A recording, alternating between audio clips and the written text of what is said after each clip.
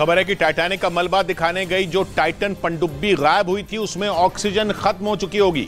Australia की एक news website ने इसका दावा किया और कहा कि जो पनडुब्बी पिछले 5 दिन से लापता है उसमें ऑक्सीजन नहीं बची होगी, जिसकी वजह से पनडुब्बी में सवार 5 अरबपतियों की जान मुश्किल में फंस गई, क्योंकि जैसे जैसे समय बीत रहा है उनकी जान पर खतरा बढ़ता जा रहा है। हालांकि पनडुब्बी की तलाश अब भी जारी है, लेकिन कई दिनों की तलाश के बावजूद अब तक टाइटन पनडुब्बी का पता नहीं चल पाया।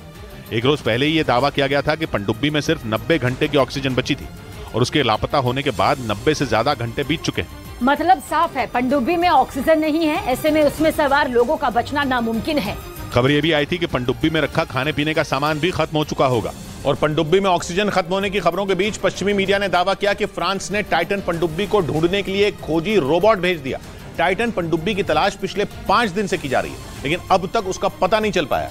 ऐसे में फ्रांस ने अपना एक खास रोबोट समुद्र में भेजा जो टाइटैनिक के मलबे से भी ज्यादा गहराई में जा सकता है।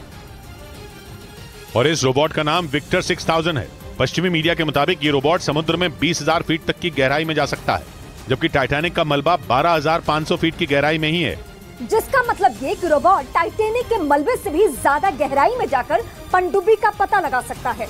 बताया गया कि ये रोबोट किसी भी तरह की केबल काटने और पानी के अंदर फंसे हुए जहाज को छुड़वाने में सक्षम है, जो एक दिन पहले टाइटन पनडुब्बी की तलाश में जुट गया, लेकिन उस पनडुब्बी का कोई सुराग नहीं मिल पाया।